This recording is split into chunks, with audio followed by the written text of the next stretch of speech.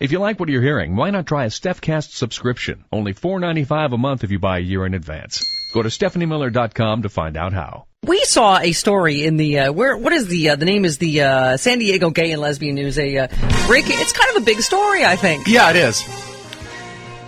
Out here in California, and it could have implications certainly for the rest of the country. Morgan Hurley is a reporter there. Good morning, Morgan. Good morning. Thank you so much for taking time for us. Oh, no problem. I'm a big fan, Stephanie. Oh, well, thank you. So I really love this idea. You read a story about the California Protection of Marriage Act 2010, which would eliminate the right to divorce. Right.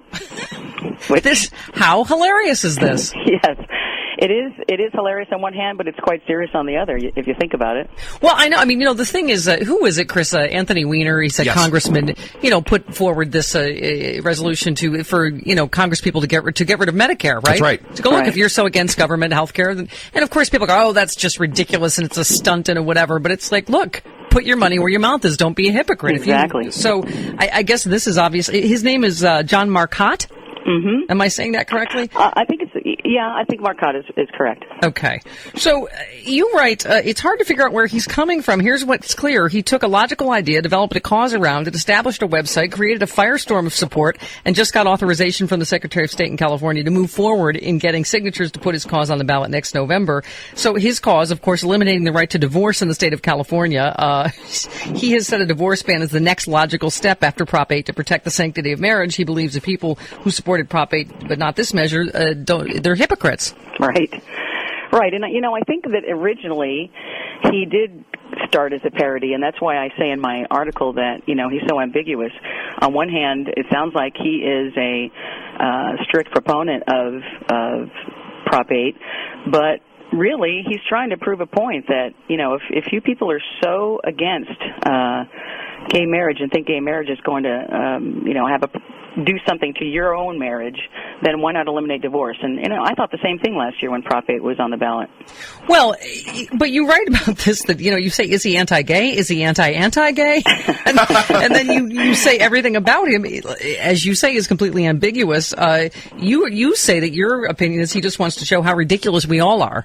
I think so. I think that that he is, the parody behind it kind of proves that both sides are a little bit ridiculous in their extreme versions of themselves. But if you go to his website, this is the funny thing. When I first became a fan of his on Facebook, one of my friends saw that I was his fan, and so she went to the website and she started reading, and she was livid with me that I was supporting him and said, oh my gosh, are you paying close attention? And I said, no, you need to pay close attention. You need to go back and actually read some of those essays and see how some of them are just kind of ridiculous, but like I say, there's a lot of left-wingers that write on there, and there's a lot of extreme right-wingers that get on there, and they think that he is all for them, and I don't even think they realize that their rights are going to be taken away at the end of the day. That's true. Well, but that's the thing is, there are a lot of obviously really right-wing pro-marriage people that are not hypocrites, right, Morgan? They go, okay, yes, we believe in marriage. Right. And this Facebook page was set up only in September. It already has almost 7,000 fans. Yes. He sold hundreds of shirts that say, you said till death do us part, you're not dead yet. Oh, that's hilarious. But again, I'm just curious, how serious is this? There's a rally planned noon, November 14th at Cesar Chavez Plaza in Sacramento, right, to launch the new petition. Mm-hmm.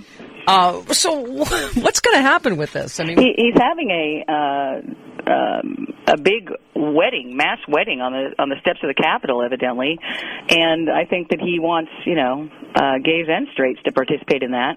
And like I say at the very end of my story, it'd be interesting to show up. He said it's a place for like-minded people. Well, I don't know if all the straight people that are going to go realize that he really is in support of marriage in general for whoever.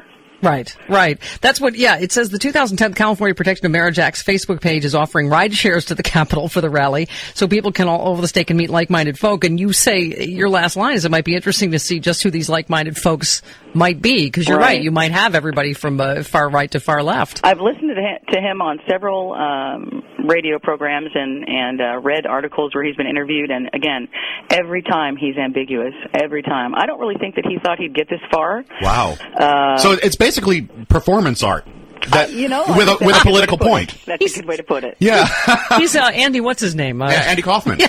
Right. Yeah. Maybe Andy Kaufman's not dead. Yeah. Maybe this is Andy Kaufman. Wow. But you know what's interesting, Morgan? I mean, I'm sure you've been covering this issue ever since, through the whole Prop 8 battle, but this really, in a way, calls it into focus in a way I think it hasn't been, that you just kind of say, look, if that really is what you're concerned about, protecting traditional marriage, then absolutely divorce affects that far more than gay marriage ever could. Right. He has said in interviews that he doesn't think that the people who supported Prop 8 really were trying to take the rights away from gays.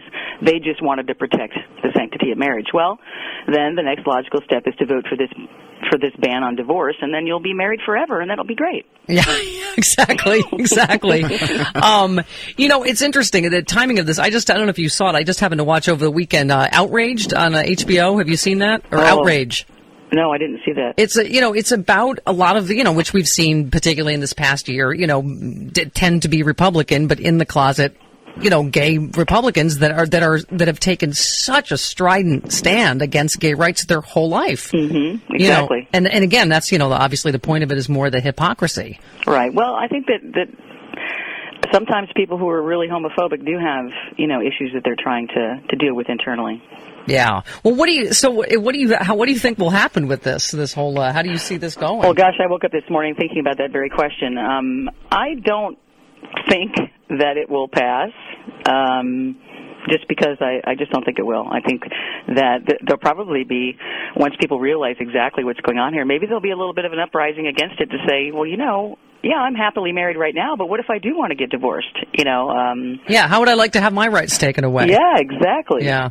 You know what, it may, and who knows, it may change the tone of the debate when this does come before the voters again. Right, because right now it's still kind of low key. I think that it's got a big wave behind it, but once he starts really gathering signatures for his petition, I think that it's really going to get a lot of attention. Listen, I will throw my full support behind him. All right. We will have him on because we're all about the making of the trouble here on the Stepanie Miller Show. All right. Awesome. Morgan Hurley, reporter for the San Diego Gay and Lesbian News, correct? Yes. Thank you. Thanks so much for taking time for us, Morgan. Thank you very much. All right, there she goes. Hooray! Another rabble rouser. And there's a link to her story up right there on the front page of StepanieMiller.com.